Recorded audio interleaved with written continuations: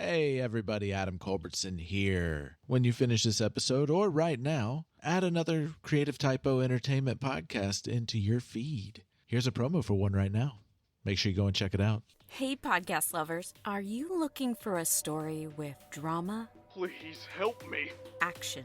If Skyler becomes a problem, I'll handle them. Mystery. Who are you? Humor. If you put too many eggs in a basket, one of them's gonna drop out and split right open. Have I got a story for you? Sticks Shift Incorporated, an audio drama about life, death, and mayhem. Available wherever podcasts are found.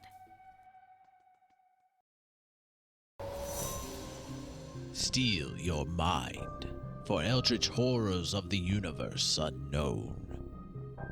For what is to follow is a tale of intrigue, mystery, and madness. You're listening to Microphones and Monsters.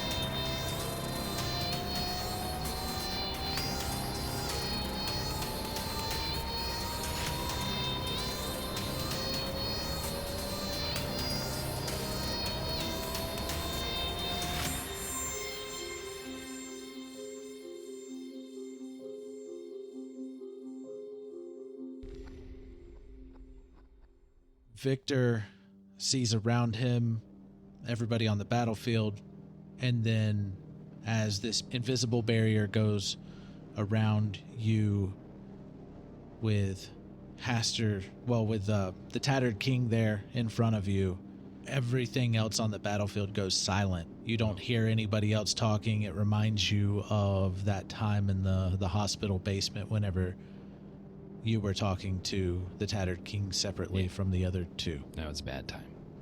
Didn't have fun. And the Tattered King looks at you. Victor, if only you had joined me. You could have had everything. You could have been human. You could have never had to eat the flesh of the deceased. And you would have never have to live with their sorrow and pain of all their memories again. No, I would have had to live with the memory of working with you. I've gotten far just on my own and with my friends. I didn't need you. Yes. And I have no need for you. I no longer find you entertaining. I will break your mind and end your pathetic, annoying existence. I'm done talking. And Didn't want to talk to you anyway. the Tattered King's flesh wraps writhe and start circling around him as he starts to transform. And your brain chokes as it tries to explain or understand what your eyes are showing it. Just seeing this mass of putrescent, bloated flesh slices into your mind like 1,000 razors. Hastur appears as a massive pile of pus and boil-covered bulbous flesh with the general shape of a head. Dozens, if not hundreds, of boneless limbs extend from around its body, flailing and undulating in a maddening rhythm. Each of these ends in a bloated, milky white eyeball. Countless more eyeballs sprout from the thing's mass. For a brief moment, your body recoils at the horror and retreats a step. When you do, you realize that no matter how many steps you take, Hastur remains right next to you. It lashes out with its tentacle-like limbs, its maw ringed with rows and rows of jagged teeth, snaps open and closed with a moist, almost gelatinous slapping noise. At times, the monstrosity grows a second mouth and then a third. You can't stand to study the entity for long. You really should have had some Tums after lunch. And as it is forming, right next to you appears Skyler and Gabbi on a Zord. And there's this red aura around both of them. And go ahead and describe what you two look like, because you look different than you did last time. Should we flip a coin? I'll go first. Skyler is human-shaped, but very tall, like somewhere between 7 and 9 feet. You can't quite tell because it's very hard to look at Skyler directly because their body is made entirely of light. So they are just a humanoid bright spot. And I think I'm going to leave it there for now. Okay. Gabby's riding on top of a medium-sized creature. It almost sort of looks like a pangolin, with the top is grayish green, the underside is light brown, and there's these pipes off the back that keep on spewing these bursts of flame in the air, and she's just riding on top, and I think she kind of looks over at Victor and she smiles, and you see her mask has actually her suit's a little bit different. There's these golden wrappings around the arms, almost looks like you'd see like a monk have. That kind of give looking at them, they kind of make you feel a little healthier. And underneath there's these gauntlets that it's weird. They kind of remind you of a certain cat's kitten. and the part of her suit that is was like a kind of like a shroud. It's now more like a trench coat. Okay. And all right. What's a pangolin? It's like I'm not familiar. An armadillo-looking thing. It's sort of like an armadillo-looking thing. My An zoology armadillo is way off. anteater kind of hybrid looking thing. Okay, and those kind of look the same in my brain anyway. So, and she kind of it looks more scaly. And she kind of has like a mask, or there's more the mask or just more. You hear it kind of like in a slightly electronic voice. Because I actually have reasoning for her to be able to talk now. She goes, told you I'd help out when I could, Victor. She says that. Yeah, she says it because it comes out of the mask. It's slightly electronicized. I will say this, you don't know that you were going to be there. You were just instantly teleported there, and you are seeing this thing. Oh, no. Okay. Gabby's just assuming. That's like Gabby and Victor get along so well. She always assumes if she's somewhere, it's to help out. I guess she'd be saying more, I should be more questioning. Well, Victor, I said I'd be there to help out if I could. Oh, okay. You appear here. It is abrupt, no planning. You are there. You got ripped out of wherever you were, and you are placed here in front of this thing that I just described. And talk to each other, and then we'll roll initiative. Skyler is feeling all of the emotions in the room, but they're not overwhelming them now. Because they're a god and not human anymore. So they already, just being in the space, have a pretty good understanding of what's going on. And they're ready to rock and roll. Confused. All right. Victor's scared and confused at what's going on right now because he doesn't quite recognize either of you. Neither of you look remotely like the last time he saw him. Gabby's confused but happy to see Victor because she was kind of worried she'd never see her friend again. In the back of her mind. Picking up on that, Skyler would, not saying a word, would radiate this wave of invisible, just kind of emotional calm, basically connecting to Victor's spirit so that spirit's Victor would recognize Skyler and not feel so panicked. Okay. I like that. Well, after that, Victor's just going to be like, Skyler? Gabbi? Hi. And Gabbi just kind of smiles and go, and then he goes, I made these, you guys inspired these things. Pointing at the wraps. Did we inspire the thing you're riding? The old girl's gone through some upgrades. I can't wait to show them off. And she pats down. Well, she's pretty cute. I'm certainly glad you guys are here. That's the Tattered King. I wish we could have met again under better circumstances. Me too. But I knew a little before this was going to happen that we'd need help. And Well, that's why we're here. if Julian and Alistair can't be here, then I'm glad you are. All right. And that red aura that is over the red aura that's over Skyler and Gabbi also kind of like bleeds over onto Victor, and Victor now has that red aura over him. And roll for initiative. Roll for initiative. That's a D20, right? It's been a while. Been a while. Oh no. Well, that's a 1. Well, I guess it's a 5 because I have an initiative bonus of 1. Yeah. I don't know if you can nat 1 on an initiative roll, but That's a No, you 21. can't. 13. Almost crit. Skylar's 13. Mm-hmm. first roll is a 1. This is not pleasant. You're getting it out of the way. Yeah. Gabby's going after Hester. All right. Also, with that aura around y'all, you feel this warmth and confidence come over you, as well as like a rush of inspiration. And all of your cardic inspirations just turned into an ace. Ooh. And you have an automatic crit Well, in your pocket. I will Excellent. change that on my notes. And Use it wisely. yeah, I'll do my best. And that's going to make my first attack even better. Oh, just as a reminder, refresh my memory.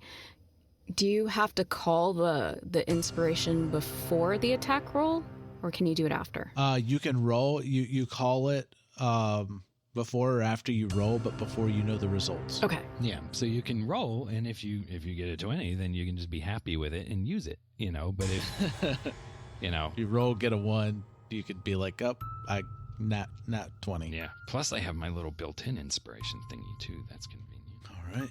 Sip of water. I don't know why my throat is hurting. I don't know. I don't know why my heart is racing. My heart's racing too. I know how to play this game, but I'm fighting the Tattered King. Like, that's not cool. This guy's a jerk. I don't like him at all. But my friends are here, so that's good. Mm-hmm. Why is this attack? All right. So to kick it off, also like I described Haster. Haster is literally 2 feet from you, right Okay. next to you, within that 5-foot box. 2 feet away from you. If you step back, step forward without, no matter what you do, you are perceiving Haster 2 feet away from you. You can do ranged attacks, melee attacks. They all work normal. Huh. But your perception is that Haster is 2 feet away from you. This giant, mutating head with multiple mouths, eyeballs, boneless limb-like tentacles, and constantly moving and constantly making those sounds 2 feet from you. Quick question. Yes. Since Skyler does operate in different dimensions of movement and perception, are they able to see this being as they truly are, or does that also impact how they see? You are inside of this bubble as well. Like, if you look around, you can see Alistair and Julian fighting, but they are separated into their own space, basically, with other Haster, other nucleuses of Haster. I see. And you are contained in this spot, and even with your perception, Haster is 2 feet away from you Okay. at all times. But this is the only one that you can interact with, and you can't interact with anybody else Okay. outside Because of Victor's special. Victor is special. Haster is can distort this space Okay. to make it work his way. Okay. But you do recognize that there's a godlike influence over this space, but you are stuck to this space at the moment. Okay. Almost like something is holding you there. Maybe not Haster, but maybe something else. Maybe another god. Fascinating. Not Victor, though. Not Victor. That does not. Gabbi and Victor has no clue on that. That's just a Yeah. Skyler only perception due to special circumstances. Okay, so Haster is going to whip one of its tentacles at Victor. Cool. That is a 16 to hit. That does not hit. All right, so it misses. Yeah. And Victor jumps out of the way of that tentacle. there you go. But you also never get any further away. but your reflexes are enough to be able to dodge that. Victor's paying very close attention. Yeah. It's hard to look away from that. It is Gabby's turn. And Gabby, at the start of your turn, I need you to give me a wisdom saving throw. Oh no, the one saving throw the one stat I didn't boost. I feel like that's going to be bad. Don't say that. That's roll a high. 6. Okay, that's not high, Sean. I said roll high. Actually, wait. Let me go check something because I actually can do something, I think. Also, are they being affected by a spell? Or is she being affected by a spell? This is not a spell. Oh, never mind. That's proficient, so I can't do that. Yeah. Plus, if you rolled a 6, I don't. Yeah, knowing Haster, I don't really know if anything you could add to a 6 would really. Oh, So it's just 6. I was just checking because I thought I had an ability that lets me roll advantage once, but it's only for ability. I misread it. It was for ability checks I'm proficient in, and no wisdom. Six fails, and you are going to lose 1 wisdom point. Ooh. You are dropping a wisdom point. Okay. That's not good. Why didn't you roll higher? We're supposed to be a team.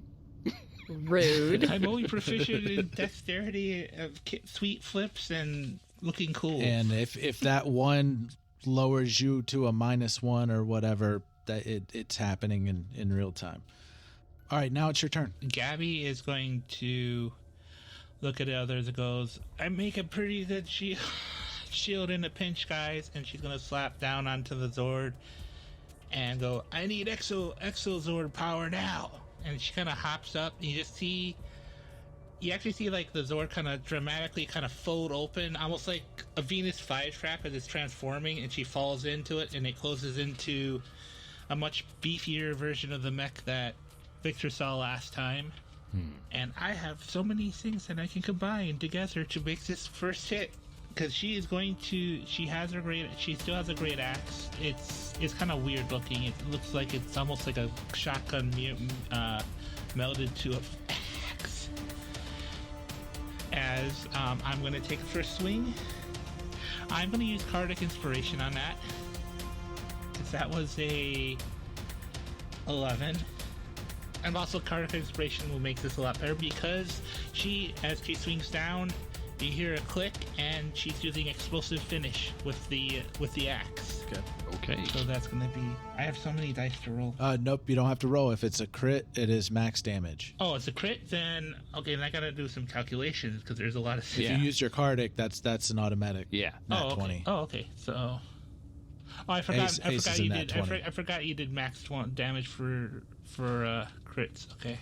Yeah, so that'll be 472 damage. That's going to be 67 damage as you see the axe kind of cut in, and then as it's cutting in, it causes a shower of magical sparks that ignite, causing the additional damage. All right. And nice. Because I critted, I can use my reaction, and so I get 3 more attacks. Oh, well, that's good. You should crit on those too. I'm going to try. Oh, so close. That was so close to a crit. Ah. That's going to be 27 to hit. That hits. Okay. I'm just imagining the Megazord from Power Rangers like hitting and the thing not going down, and then it's just like keeps hitting it. Yeah. And like you felt this like psychic assault on you just by this thing being around you. And then you like push through it and push that inspiration to hit it hard. That's how I'm imagining. Yeah.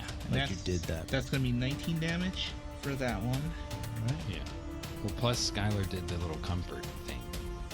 I don't know if it was just for Victor, but I imagine that Gabby was still a little, shaken. Go ahead and roll your other It was specifically for Victor. Oh, okay. Well, thank you. Because she hasn't met Gabby. I had another one short of critting because I crit on a 19 and a 20.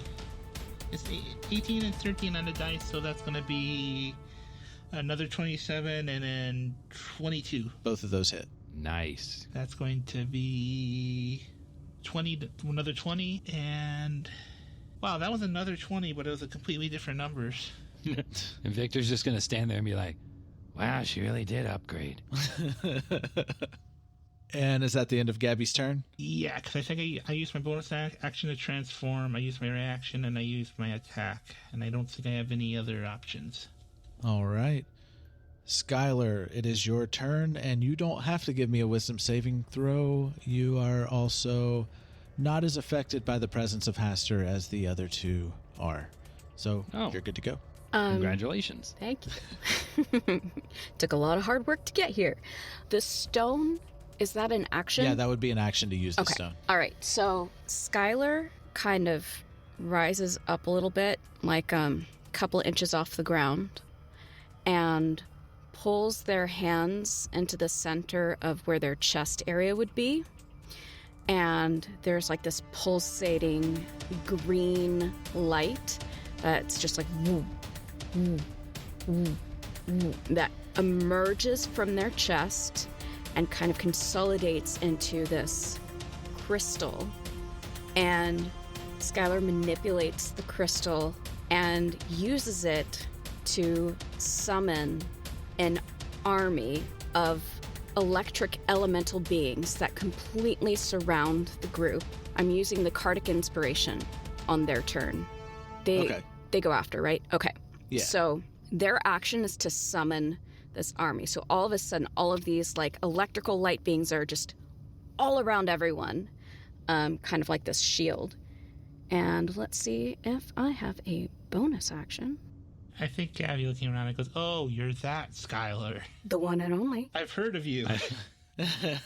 Yeah, that's all they're going to do this turn. Okay. Is summon the army. Okay. And then it's their turn, right? Yep. Okay. So using Cardic Inspiration, they're automatically going to crit. They're going to attack Hathor? Is that how you say it? Hathor? Did you want to have you rolled for them? Because you could try and roll, and you might get a crit without using your Cardic. You may as well try to roll. Just roll your die. Okay. If you get a crit, 1 in 20, save the other crit. Oop, that was not a crit. Haster's pretty nasty. That was not a crit. Oh. Okay. All right, so using up your Cardic. So max damage would be 110. Okay. And how did they attack? Of electric damage. That's their Oh, turn. these beings are just like all zapping Haster at once with electric damage? Mhm. Oh, neat. Are they like shooting it at him, or are they like physically striking him? They're physically in contact with him, putting their electric body hands kind of on the walls of him around the party. And just by making contact with them, energy is... and you can make contact. He is 2 feet away, and it's 2 feet away from them, so yeah. All right. Julian would love that.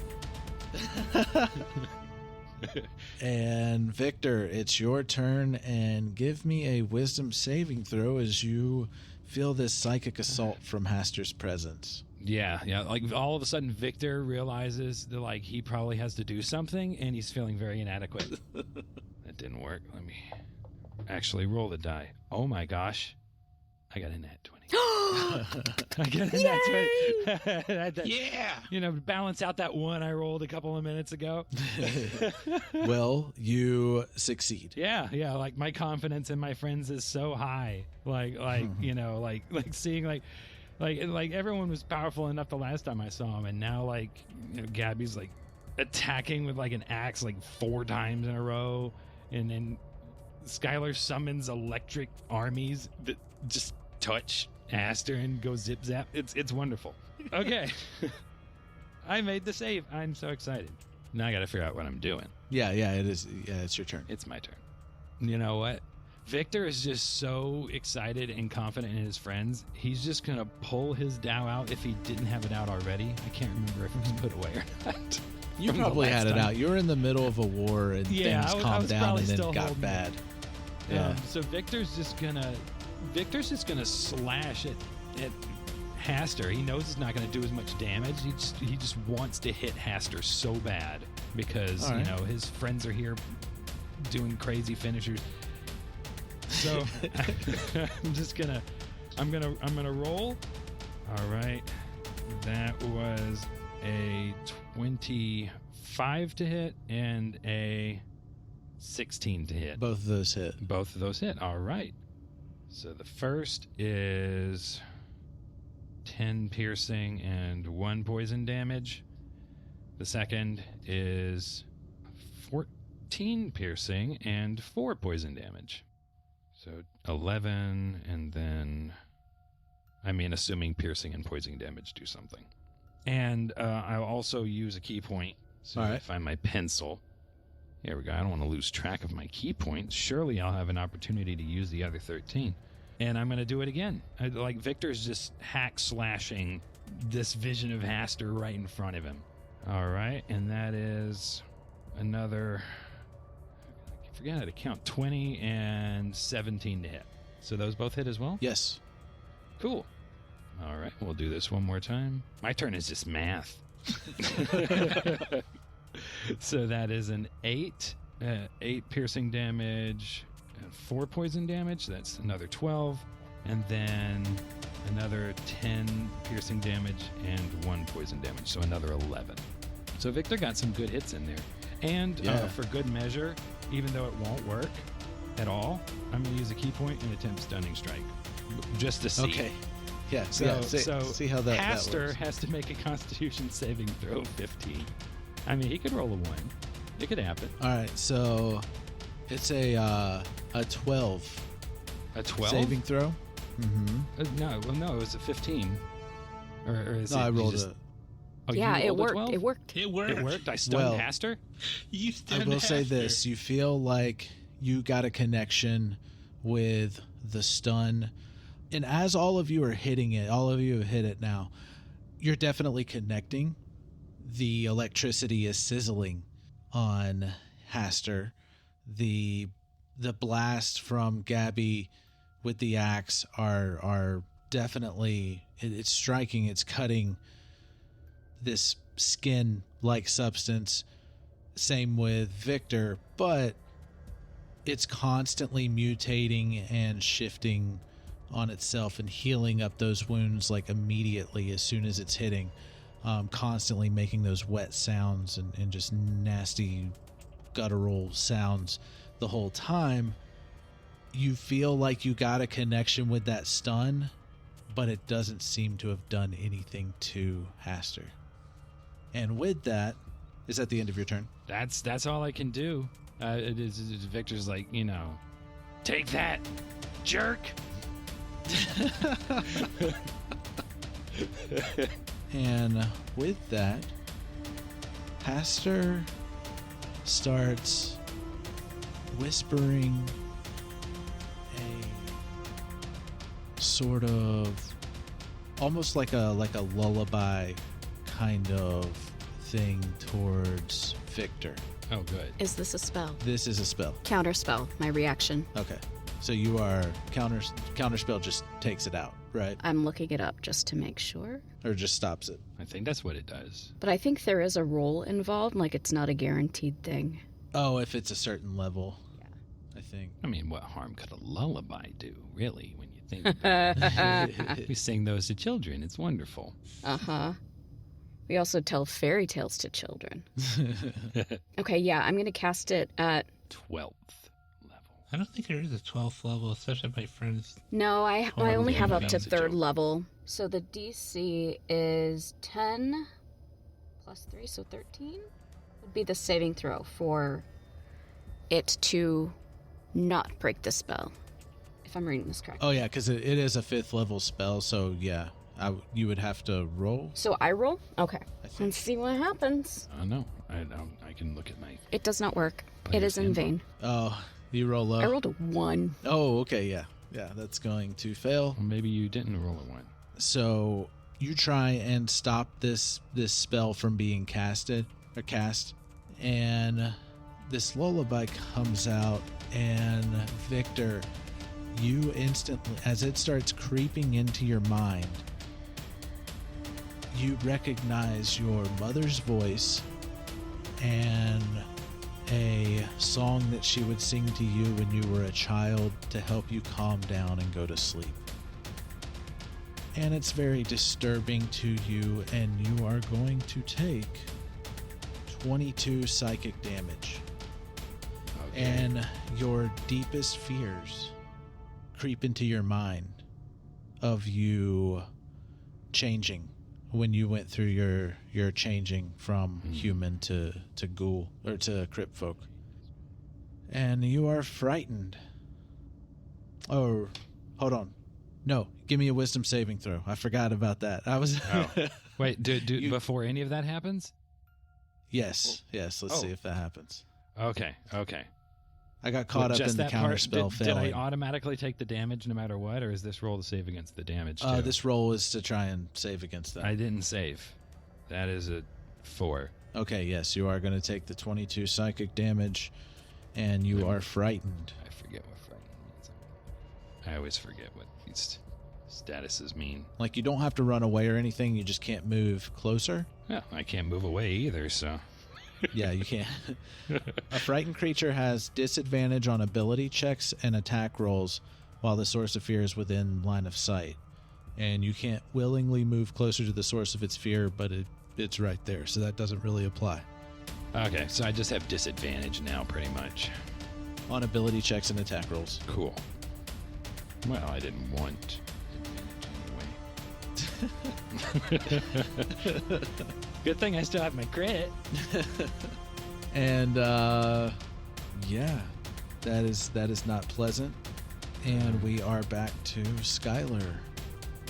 No, Gabbi. Gabbi, it's your turn. Give me a wisdom saving throw. All right. And you can. I'm sorry, Victor. You can try and break the fear at the end of each of your turns. Okay. You can give me another wisdom saving throw to try and break it. I don't know how this happened, but I rolled the exact same number. And you will continue to take psychic damage until you break it. Oh, I will? Oh, good. This is not a pleasant spell. Yeah, I got a 6. No, Victor's just sort of standing there really uncomfortable, and he's mad too. Yeah.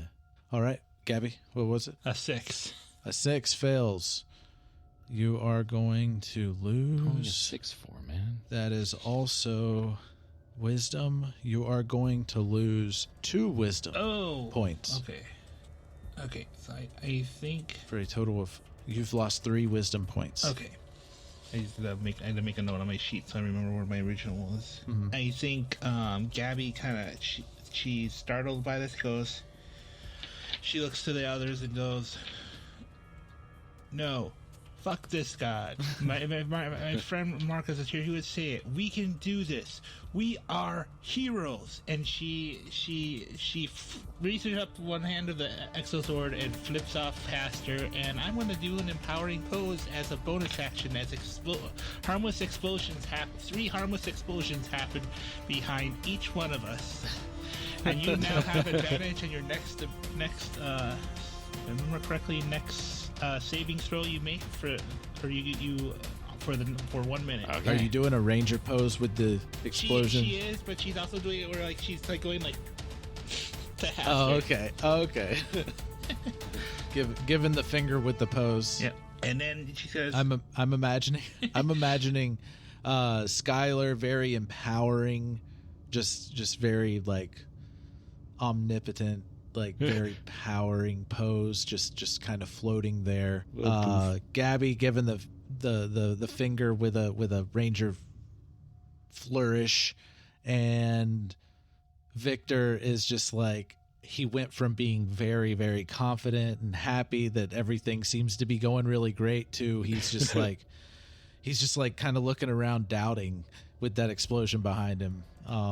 In fear. I'm imagining there's the explosion and Victor's sort of grateful for how enthused Gabbi is, but at the same time he's almost scowling, and remember, Victor looks like a human, not a creepy monster man, and so he's scowling like a human, and he's got there's a tear going down his cheek right now, because the horrible lullaby transformation memories. All right, so what does the empowering pose do?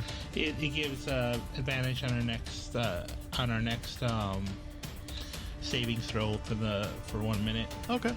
All right. And then she gets ready to attack, and she sees this and sees. I think she kind of looks at Victor and sees him being old. Goes, "Victor, if it makes you feel better, it's just not you, me, and Skyler here." And you see this shoulder cannon flip over the side of her Zord, electricity charging in it, because I brought a little bit of Alistair and Julian along too. He said there's a sound of a smirk in her face as I fire as one of my attacks. I fire the Zord's lightning of javelin. Or no, I mean javelin of lightning at Haster. I imagined a javelin striking the ground from the sky when you said lightning of javelin. Now that's not a storm I'd want to go out in. Yeah. That's 22 to hit. Yeah, okay, that hits. Okay, so then that's going to be... First you see the javelin just pierce into Haster for 9 damage. And now it charges with lightning. I need a dexterity saving throw from Haster. Fingers crossed. That is a 19. Okay, that does pass, but that just means it only does half damage, so it does additional 6 lightning damage. But I have 2 more attacks, because that only counts as an attack. Give me all of your attack rolls and then roll damage. Dice, you are disappointing me. It's always one away from critting. It's always one away from critting. It's better than missing. Oh, I know. It's just funny that I'm rolling an 18 so many times. Okay, so that's 27 and 22 to hit. They both hit. So the first one is going to be 17 damage and 11 damage. How does that lightning or javelin of lightning? How does that look? How does that look coming out of that cannon and striking? I feel like it almost looks like a spear with a Tesla coil on it, built into the handle. And it just shoots out and sticks into Haster, and then a lightning bolt strikes it. Oh no, it just becomes electrified, so it's like the Tesla coil. Oh yeah, because it's got the coil. Yeah. Okay. Yeah, no, that's cool. All right, is that it for Gabbi? I believe so, because I used my bonus action. I haven't done anything that can set off my reaction. So, is it one saving throw or saving throws for the next minute? Oh, it's just one saving throw, because it's just, if I remember correctly, because it lasts for a minute until used. Okay. It's just a one time for the lightning. It's like it's an uncommon item, so it's just like, you get one time, you can toss it and basically have a lightning bolt. Okay, cool. And Skyler, it is your turn. Okay, so oh boy, 7 motes of light appear around Skyler's head, like a crown of stars, and because they cast Crown of Stars. Makes sense. And sure does. And as a bonus action, they're going to send one streaking right at Hastor. I keep wanting to say Hathor. Yeah. Hastor. So I am going to roll and see if that hits. Oh, I cannot see that. Oh no. But what is my ranged spell attack? No, that definitely does not hit. So that mote just goes... Doesn't quite make it. That's Skyler's turn. And then the army is going to get ready for another round of zapping. And their attack is plus 10, right? So 24 to hit. That hits. Okay. Cool. And that is a lot of rolling and a lot of math, so hold on. Yeah. I know the feeling. Oh, Adam, I forgot to say I was using an explosive finish on one of those, so it'll be an extra 10 damage. My bad. Okay. All right. Gotcha. I got it in. 48, that's the 10 rolls, plus the 10. So 58 damage. Nice. All right. That was some old-fashioned... All 4 of us are actually rolling dice. I'm used to, Max being like, all right, I've got to roll 700 die, and, okay, this is the number, Yeah. He just types it in, and it's all magic. No, I prefer having, something tactile. Yeah, me too. I do too. Nothing against Max and his virtual dice rolling. No, I go back and forth.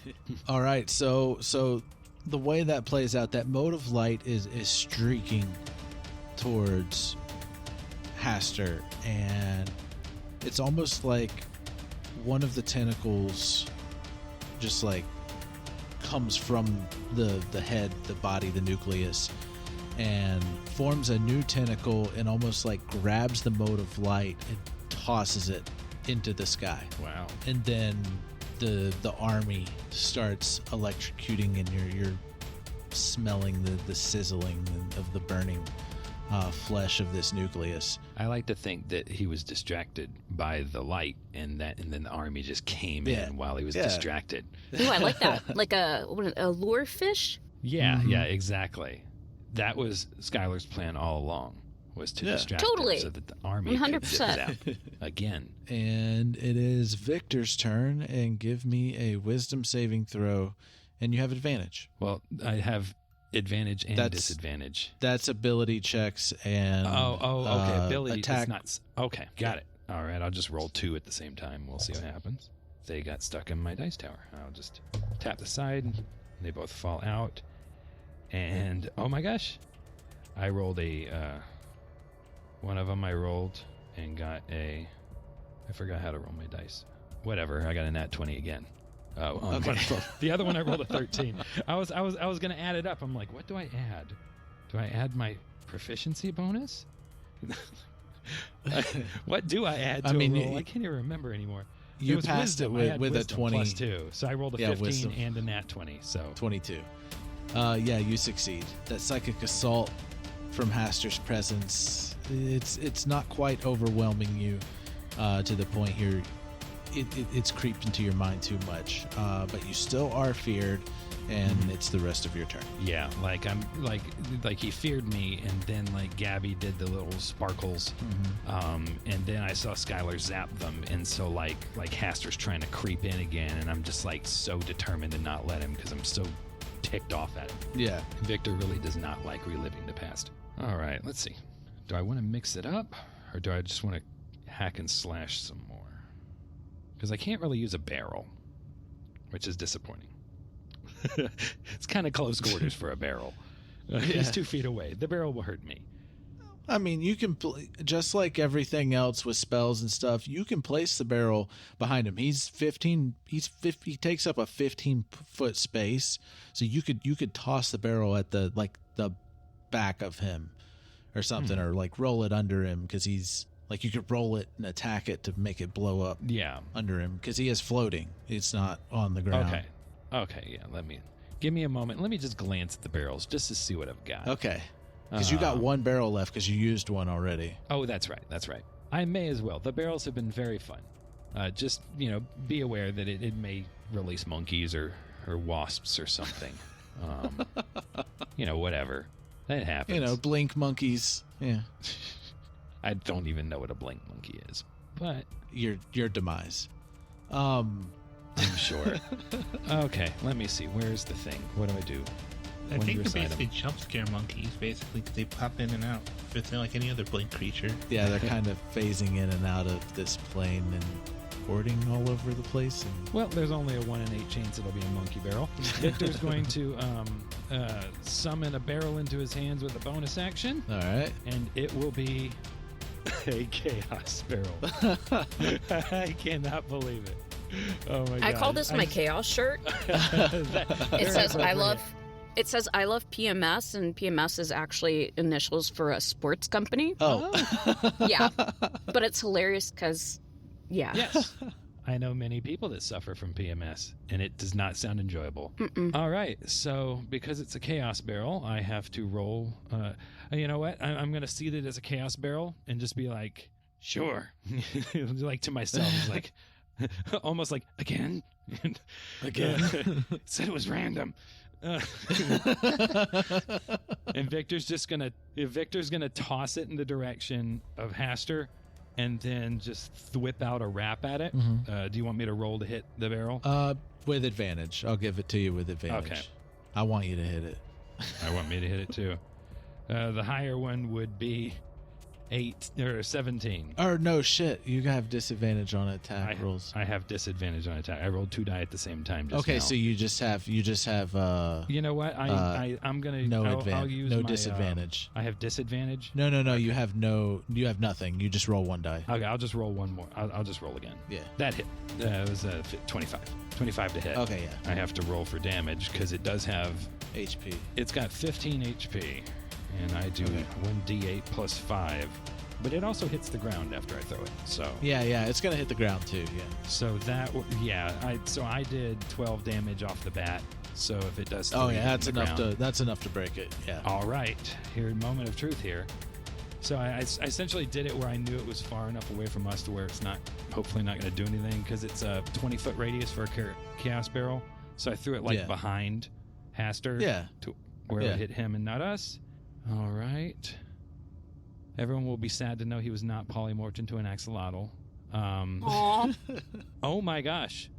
The target forgets all events that occurred in the last hour, instead thinking it spent time playing with the Chaos Barrel, enjoying its company, and fearing its inevitable death. This effect lasts until dispelled as if it were a spell. So Haster now thinks that he has spent the last hour, which I think encompasses this entire battle, or at least most of it, playing with a Chaos Barrel that is now sort of broken at his feet, and fearing its inevitable death. I don't know how you want to interpret that. That is so cute. Yes, I love it. Are you looking it up again? No. I'm looking at how I want to handle this. Chaos magic. I'm sorry. Chaos magic. I mean that. Never apologize for chaos. We're fleeing him with the power of friendship and kindness. We gave him a friend this Eldritch for an God hour. thinks it's playing with a barrel that's his that he really enjoyed. And now we've killed his friend. I mean, wouldn't he be able to see that you hit? And he did forgets say all events that have occurred he forgets all events. Yeah. He was just playing with you for his entertainment. So Yeah. I feel like it's a much better, hobby. It's a much better hobby for him to play with this barrel. I think this is probably the hardest thing for Adam to have to have dealt with. Mm-hmm. Oh yeah, I can't even Pretty think of a sure way to that play this. Haster is fighting everyone at the same time. Yeah. Well, yeah. Like this does not affect any other of the Hasters. Okay, so just It only this affects nucleus this of Haster is nucleus. affected. Has it even existed for an hour? Because Haster has rules on effects on. At least he didn't turn invisible. Gravity. I'd still be able to see him. Yeah, petrified, charmed by the nearest creature it can see for 10 minutes. In regards it as a beloved friend. That would have been good if I just become Haster's best friend. Even cuter. Actually, that may have been more dangerous. Yeah. Come, Victor. We will kill everyone, just like we planned. Yeah, that's pretty much what he wanted. This whole time, he just wanted to be Victor's friend. Well, he sees a lot of himself in Victor. Or on Victor. Hopefully that doesn't get cut out. Oh, I said Haster sees a lot of himself in Victor, and then I said, on Victor. Oh, okay. Yeah, good stuff. Are you going to take like another 2 minutes to figure this out? I'm trying to find a specific rule with Haster. Oh, good. It probably means that chaos magic doesn't affect him. It probably did nothing. Well, you already noticed that your stun didn't work. Oh, well. Yeah. But, I mean, he could have polymorphed into an axolotl. I didn't know what that barrel was going to do. Yeah. I mean, and it worked. It worked if you summoned monkeys, like monkeys could have been attacking him the whole time. Yeah. Here on out. So, I mean, it's worth a shot. Gravity could have reversed for him. Yeah. I doubt that would have mattered. All right, we ready? Yeah. All right, so the barrel explodes, and it seems to do nothing. Oh. How rude. Yeah, that would have been amazing. I want Haster to at least for like 5 seconds to think that he was playing with that barrel, or just be mad that I broke his friend the barrel and still want to kill me. Why can't those things happen? It's your first time fighting a great old one in more as in a while, close to his form as possible. Yeah, or what you can perceive with your mind. Yeah. Well, I mean, it was worth a shot. It was a great attempt. It would have been amazing against anything else with how it turned out. But an attempt was made. Haster is immune to that effect. Well, I don't like you, Haster. You still have another attack as well as a bonus action. I don't. The bonus action was the barrel. Throwing the barrel was an attack. Oh, okay. And striking it, yeah. Yep. I don't. All right, then. But I do get to roll to see if I can break the wisdom thingy, right? Yeah, see if you can break wisdom save on the fear. All right. It doesn't do the damage again, does it? Does it do the psychic damage? Okay. It will. All right. Do I still have disadvantage? This is a saving throw, not an ability that's right. check. That's right. You got advantage from Gabbi. Yeah. I'm going but to use you've used your advantage. It was just one advantage, but you I had advantage from Sean, but I also have my human determination 1 advantage, and I just rolled.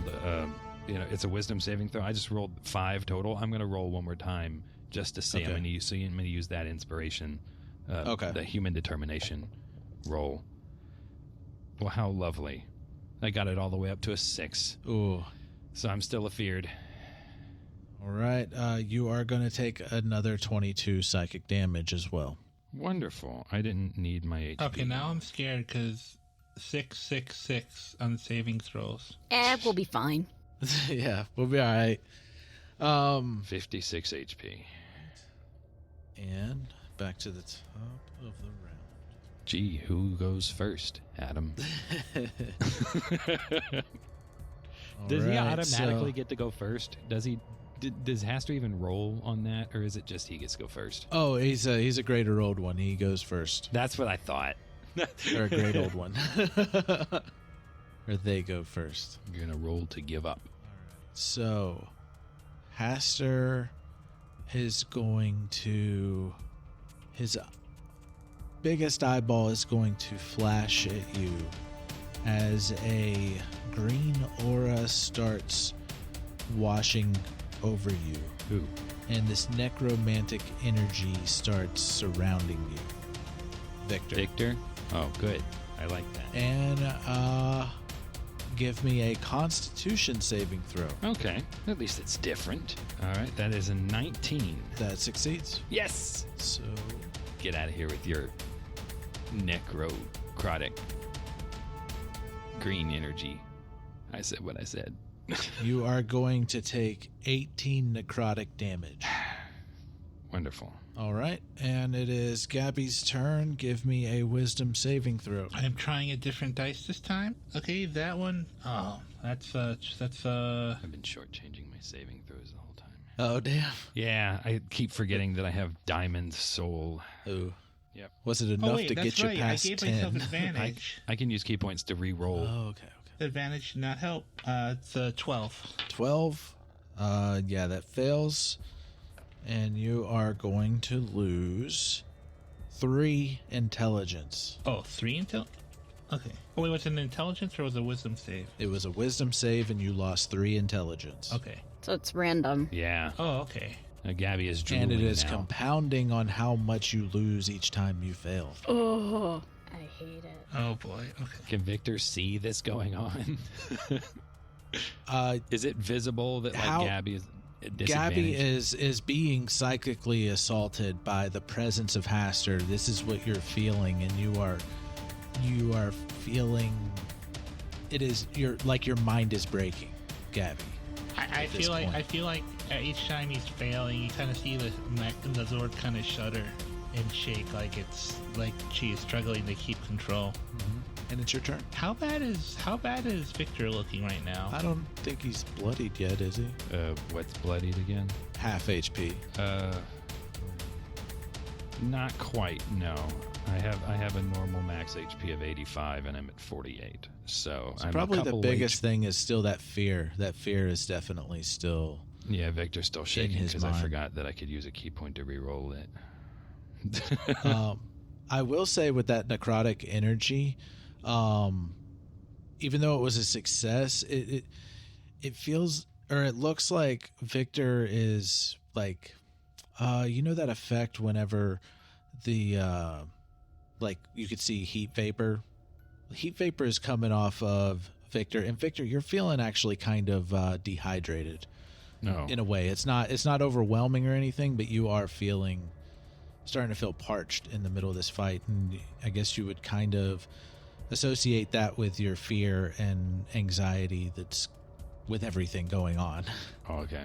I think Gabbi is going to reach over to Victor and go, Victor, I'm going to give you a little touch-up, and you see the Zord puts on a hand, and then those bands that she has kind of glows, and I'm going to use 6 charges of my Bands of Healing Surge, and I'm using 6 charges, using one of the charges to make it a bonus action, and you may roll 5 of your hit dice to heal. Oh, okay. Gotta remember how to do that. Okay. I roll a d4, 5, d8. Okay. Nice solid 20. So I'm back up to 68. Thank you, Gabbi. Always polite, Victor. And then... Are you all right? I think she just kind of gives a weak thumbs up. It's like, I'll manage. I have a weird question, Adam. I know we're only seeing Haster only so far away, but is there any way that Gabbi could try to move between herself and Victor as a shield? Or be used as cover, maybe? I mean, Haster's not exactly just punching me.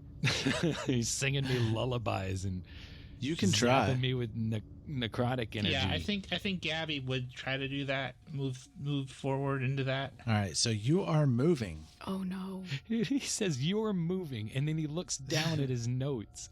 Just because you moved, take this, you mover. How dare! What are you thinking, trying to move? You fool. All right, so give me a dexterity saving throw when you move. All right. And you can move successfully. You just need to give me a dex saving throw. That's a non-natural 20. Okay, so dirty 20.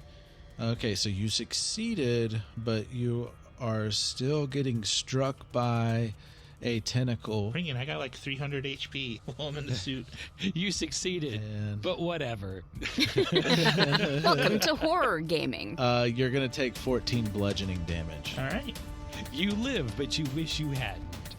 But yeah, as you move, it just whacks you, and Haster is still 2 feet away from you. Victor, even though Gabbi is just changed positions around you, Haster's still 2 feet away from you. Victor will not move to hug them out of terror. Haster still has just as much. Your perception as Haster is still there right next to you, even though Gabbi is also there in between you. It's okay. I'm going to get Haster with my garrote wire next. Yeah. I'm going to grapple the older guy. That'll work. I think you see on the eye of the mask, she goes, I hope that'll work, but all right. Plan B. Let's piss him off enough to find her. Time to pull the Judas goat. And you see the visor kind of light up, and you see kind of like crosshairs kind of moving around, like kind of like a lock-on, because I'm going to be using Weak Spot to give myself advantage for my first attack. And that is also going to be using my last explosive finish. So that's going to be, and it's a 28 to hit. Still didn't crit. 28 hits. That is a 22 and a 17. Those both hit. Okay, first one, that's going to be 28. Mm-hmm. Oh, no, that's good. That's that one's going to be. Come on, Ray, why aren't you working? 25, and then 18. And she's just slashing, and I think she's just like slash. Just yelling, "Come on! I'm standing here, Aster. What? You're too much of a loser to take on the simulation of another Eldritch being." She's trying to verbally try to get him to attack her. She's noticing that it seems like he's been targeting Victor more. Yeah. All right. And that's my last explosive finish. Yeah. All right. Haster's really got it out for Victor. Yeah. He does not care about you other two. It is your turn. Okay. You are seeing all this happening. Victor is you could definitely tell that he is heavily affected by Haster. You could definitely tell that Gabbi is affected just by Haster's presence. So it's your turn. Okay.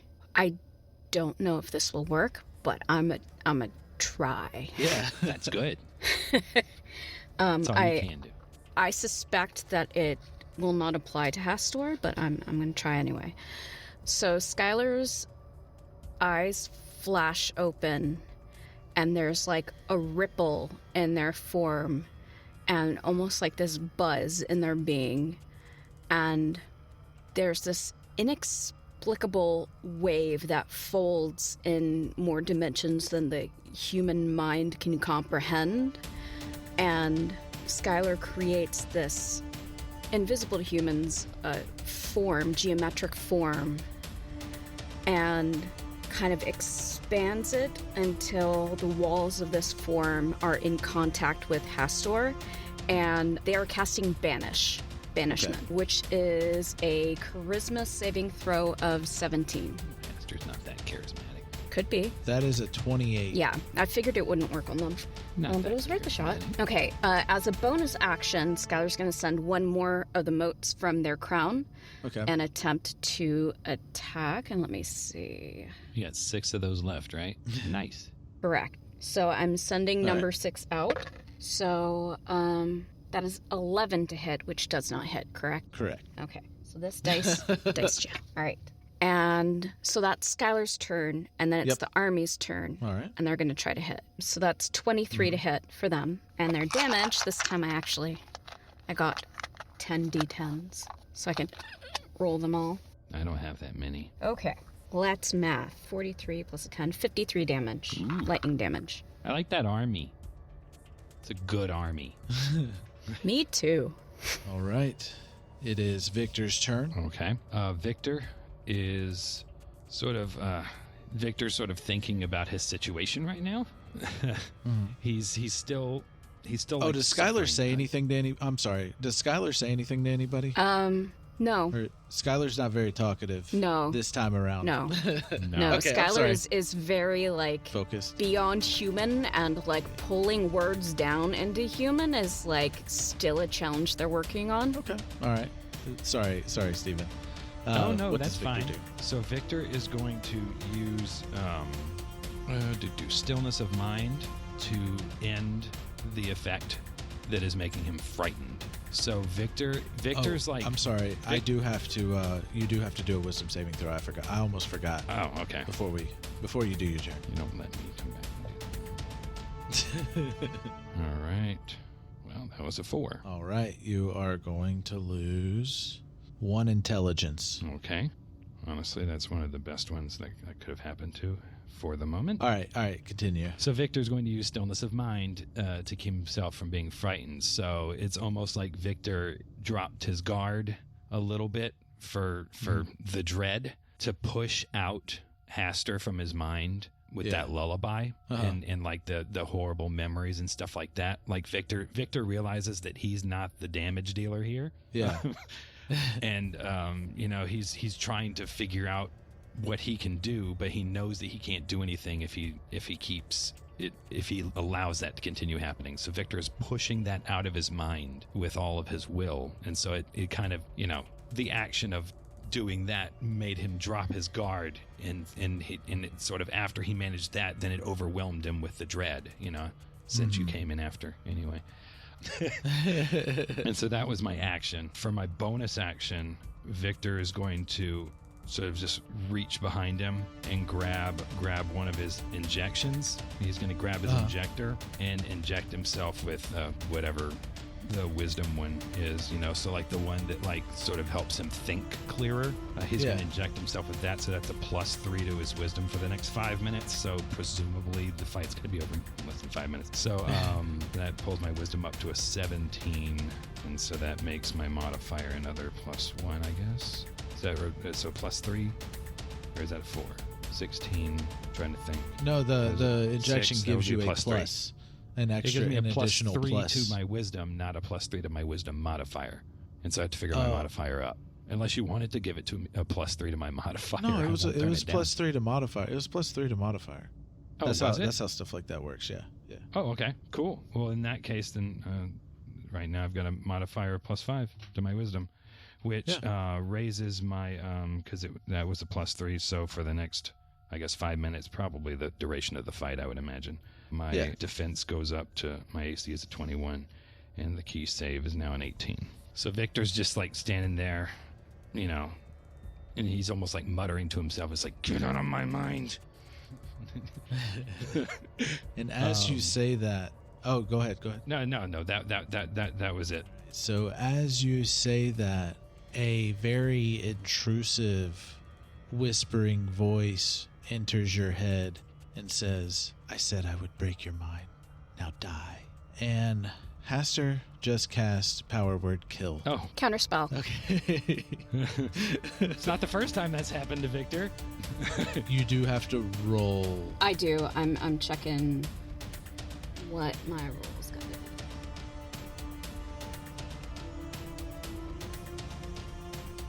At least I got the Counter injection. spell is 10 plus the spell's level is what you have to succeed on. Is Power Word Kill's level 9 spell? So she has 19 to beat. I rolled a 4. Well, that's not 19. No, it's not. It is not. Instantly, Victor's body seizes up, and the wraps around him start to kind of unravel and start sagging, trying to, like, it's almost like they're trying to, like, keep him standing up and not collapse. Like the wraps are like trying to keep him from collapsing. But Victor dies. Okay. I thought I asked you not to do that. Now you see this, Gabbi. You see this, Skyler. Skyler, you also see, I'm going to say you sense before you see, you sense the presence of another god. Like, you felt it there. It was like an itch. It was somewhere on this battlefield. There was another god. But then you start following that sense, like just looking around, and you are seeing this flashing green light, like zipping all around the battlefield through all of everybody in their nucleuses and everything, and then the flash comes to yours, and just in an instant you can't make out what that light was, but the light is just flashing all over the place. The only person that sees this light is Skyler, and Victor, while these wraps are trying to keep you standing up, you instantly wake back up. No, I'm kidding. Victor wouldn't have made that sound. yeah, it would be like gasping for air, because it was just like, boom, you were just dead. Skyler is like clocking that, and it's like, I want to meet that person later. They seem cool. You do. Well, I'm curious. I'm a curious being, so I want to learn more.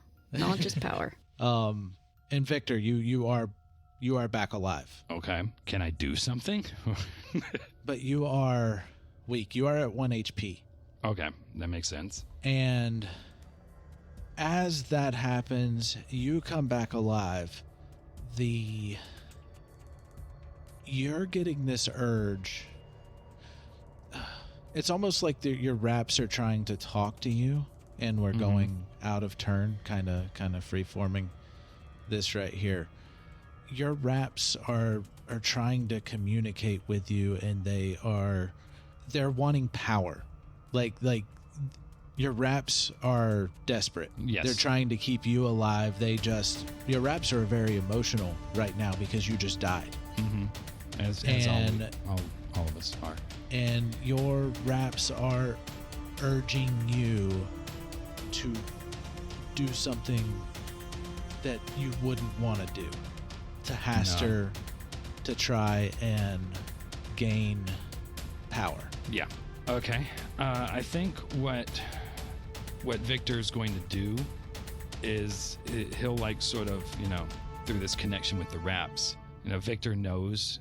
I think Victor knows what just happened. Like it's not like Victor has known it could happen, and the fact that he heard Haster say die, and then he was like out of it for a second, like he just feel, or not even a second, like he heard that, and all of a sudden he feels like he has almost no life left in him, and the wraps are freaking out. Victor, through all this, realizes what has happened, And so what Victor's going to do is he's going to tell the wraps to reach out and grab the nucleus with the wraps and pull him up to the wraps.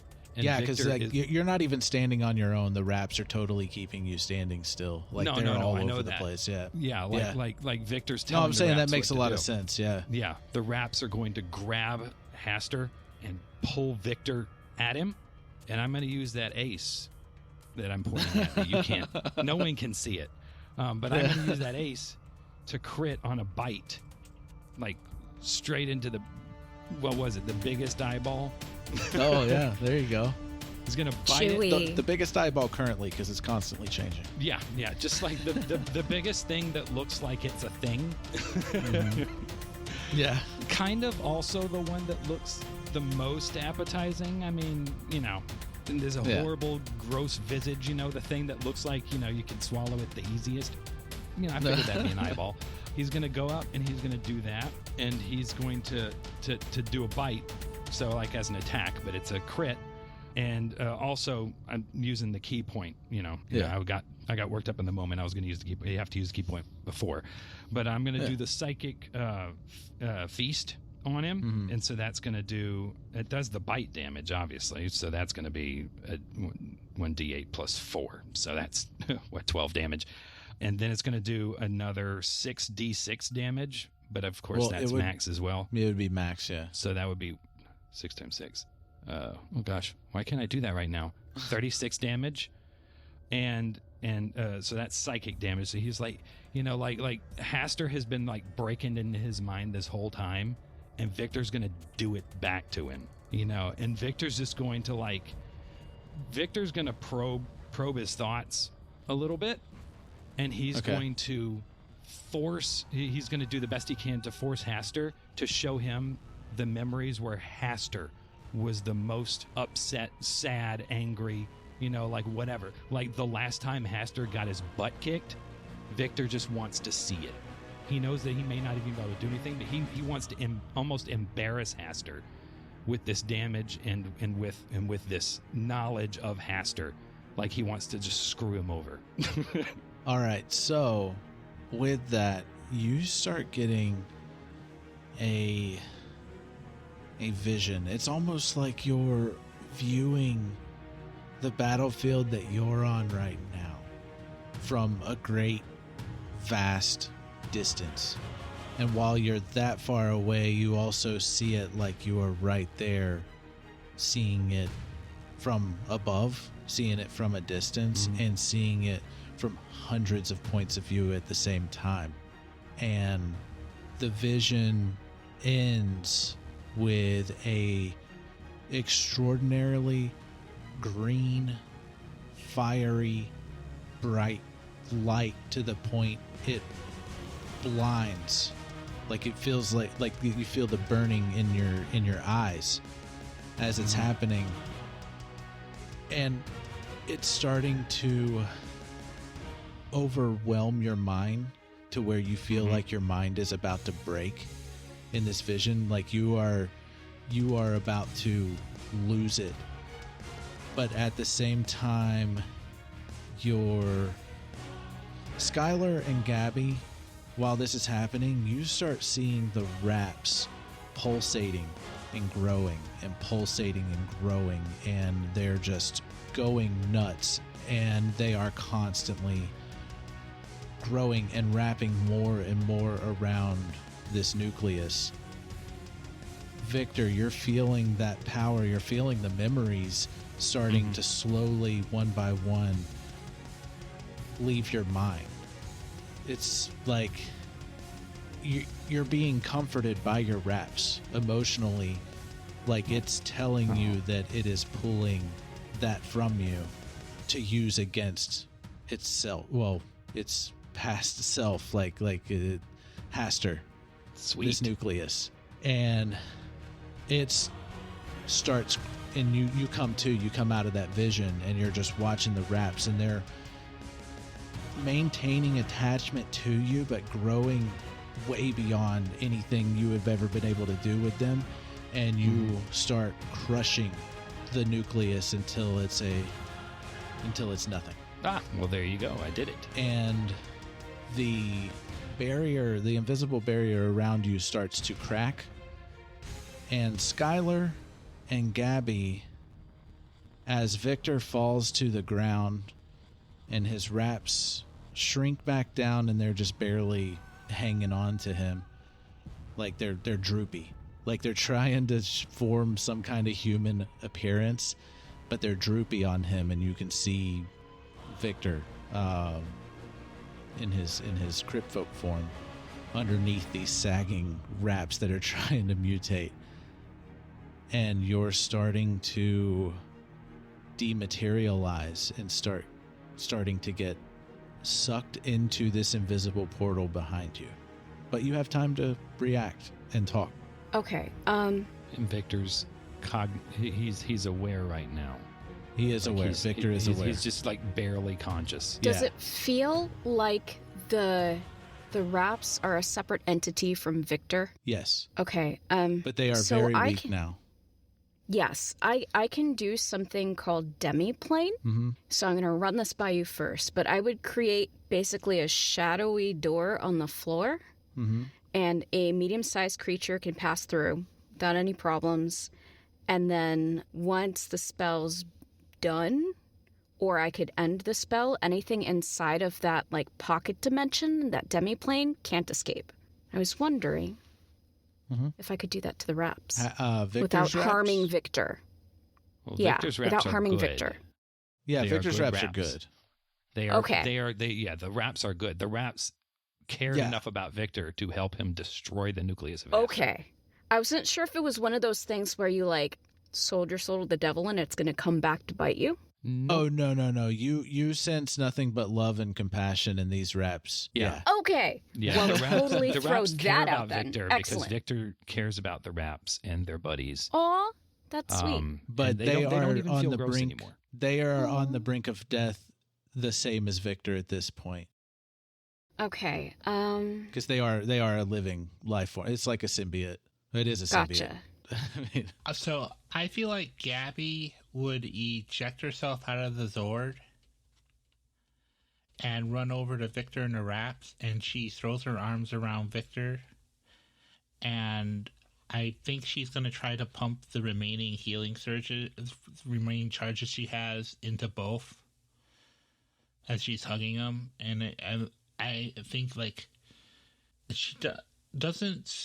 she is basically showing the same kindness that Victor gave to her now that she sees she's not like shocked. Her instant reaction is to try to help save them, but I mean, I think like she gets the sense that something. I don't think she understands what the wraps are, but she just knows that they've been fighting alongside him, and she does. Victor being a cryptfolk has no effect on her opinion of him. Just like how when she first met him and they were talking, she was like telling him like I'm not even. I mean, technically, I guess I'm a person. I don't know. Of course you're a person. Well, true, but like Gabbi doesn't know if she herself has a soul. In that sense, yeah, and Skyler can see souls.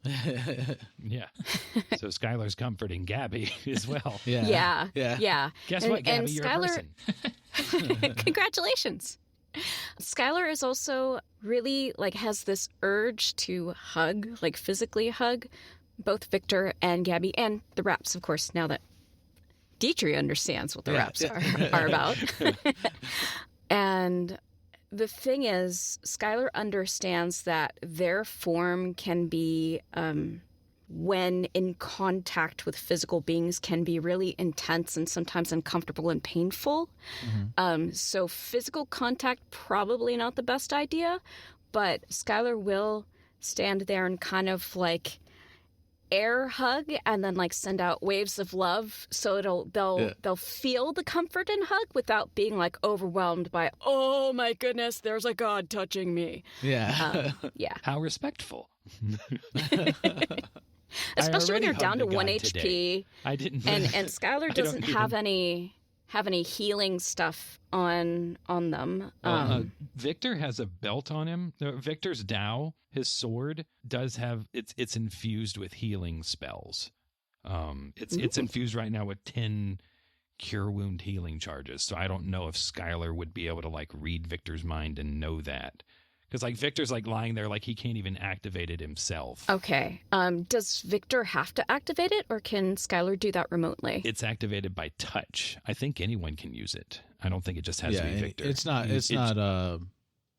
Anybody can use it. It has to, but like I think you have to do the act of touching with it, and so Victor can't really touch himself with it because he doesn't have the energy to like lift it and touch himself with it. So Skyler's very carefully going to like create a very, very, very, very thin, very delicate tendril of light and use it to pick up the sword. So there's like not too much of their like being really close up on you, and they'll pick up the sword and they will use it to cast cure wounds on you. How many? I've got 10. How many cure wounds? I've got 10. I don't think there's going to be another battle after this. So I will. Yeah, let's use them all. Okay. And I don't have cure wounds on my sheet, so it's you would have to roll. 2d8 plus 5, and so because it's based on Julian's thing, and so it's at least 50 plus another so 50 plus at least 2. That's a 1. 20. Plus 50 5 plus is... at least 20. So it's at least 70 on average if I roll like ones on the D8. Because if it's like 6, minimum 60. You want to just say I got a full heal? It's 85. Okay, so between the two of them healing you, I would say you're just at max health now. Okay, perfect. Because Can I have both a of them temp are health back healing for the raps since they healed the raps? No. Oh, okay. The raps. Are the raps cursed in any way? They are not, but they are forever bound to Victor. Yes. I was just checking to make sure that there wasn't like something else draining them and harming them. No. They actually, and Skyler between Victor and the raps, they both drained the power from the nucleus to push it back on itself, kind of deal. Okay. So Skyler very carefully with the same tendril returns the sword. Yeah. And, like backs away. And yeah, Victor, you're like you're exhausted. Yeah. Right now, because that was a lot of exertion, very much like Julian at the end of season 2. There's a lot of exertion from you and then through your mind and the raps and everything. Yeah, but you are healed up to max. I'm healed up. So y'all are constant. Like as this is happening, you're dematerializing and being in your particles are basically being sucked into this invisible portal behind you. As the barrier is cracking all around don't make you. The joke. Huh? My brain is. I feel. Me, the player, wants to have Gabbi make a joke, but Gabbi herself wouldn't. Because I was just the way you were describing. I was just thinking in the back of my head, Gabbi, I don't feel very well, Mr. Stodge. Oh, I don't get it. Avengers, Infinity Spider-Man. War. And Spider-Man's disappearing. Okay. I don't feel very well, Mr. Stodge. I got you. Yeah. I got it now. Are the raps okay too? The raps are exhausted. The raps are exhausted. So maybe they're not like metamorphizing into human on Victor. No, or whatever. they're trying.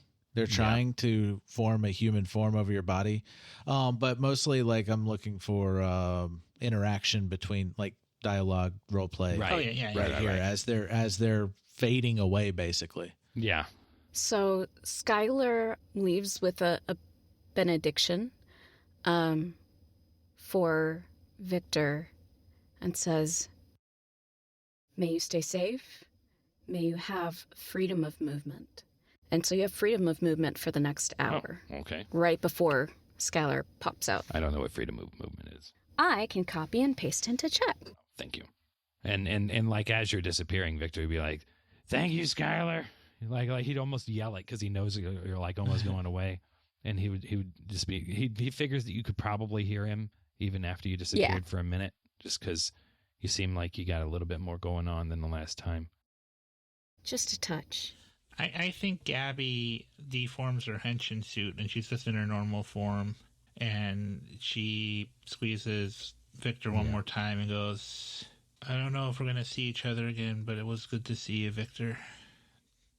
And Victor will reach into his backpack Like he's tired, but he reaches into his backpack and he pulls out the little drawing and he's like, I still got it, Gabbi. I won't forget. I think she smiles at it and you kind of see glowing tears down her face and goes, I know. Tell Alistair and Julian if I get a chance, I'll see y'all again, or if not, I'm doing well. I took your advice. I told my friends. They took it about as well as you guys. Maybe a little less confused. I guess it answered some questions. I'm glad. Take care of yourself, Gabbi. I will. All right. Oh, I found out something. I did find out one interesting thing. Tell Julian he's one of us over there. He's got quite a kick. All right. And as you say that and laugh, you like that was the last thing to dematerialize and go was your face as you said that and laughed. And Victor, you are sitting there alone. Oh. And the bubble around you shatters. Okay. With a bright green light. And that's it.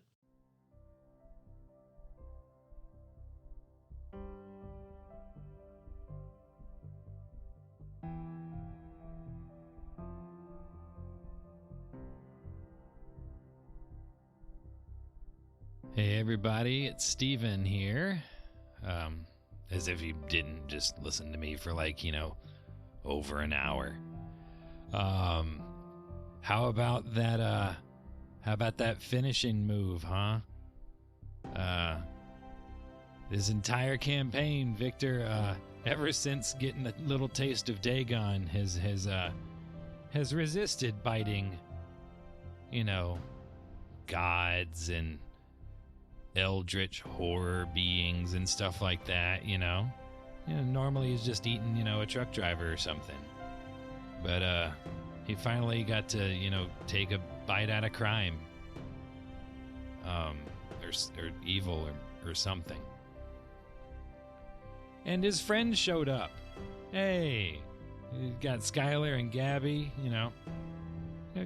Gabby's a little bit buffer than she was before, and Skyler is terrifying but calming.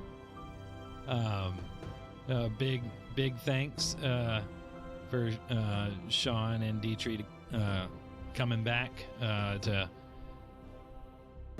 protect Victor, because he needed it. I don't know. I guess you gotta keep listening to find out what happens after this, because yeah, I don't have anything else to say. I mean, I gotta do all the stuff we say at the end now, so I do have more to say. I just don't have anything else to say as commentary on the episode that just happened. Okay, make sure to go to creativetypo.com, micsandmonsters.com, microphonesandmonsters.com, and of course, watchbugsdie.com. Some of those are the same website. Some aren't, except they're all the same website, more or less. But go there. Plenty of things to discover there.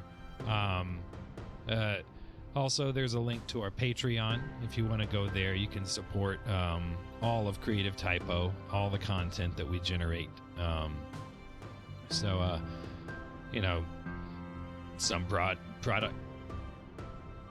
Some projects are a little bit shorter than others. Some extend for seasons and seasons, but all of it is done, primarily out of our own pockets. And so anything that you can contribute is greatly, greatly appreciated. We're happy to do this for you. We're happy to provide it for free. You do get perks for becoming a patron, just like you would if you were anyone else's patron on Patreon. That's how it works. Anyway, all music in this was written and produced by Marco Mazzei of Fallen Highway Studios. I hope you all have a wonderful day, and thank you so much for listening To me, in particular. And the other people, but mainly me. Stephen. Have a great day.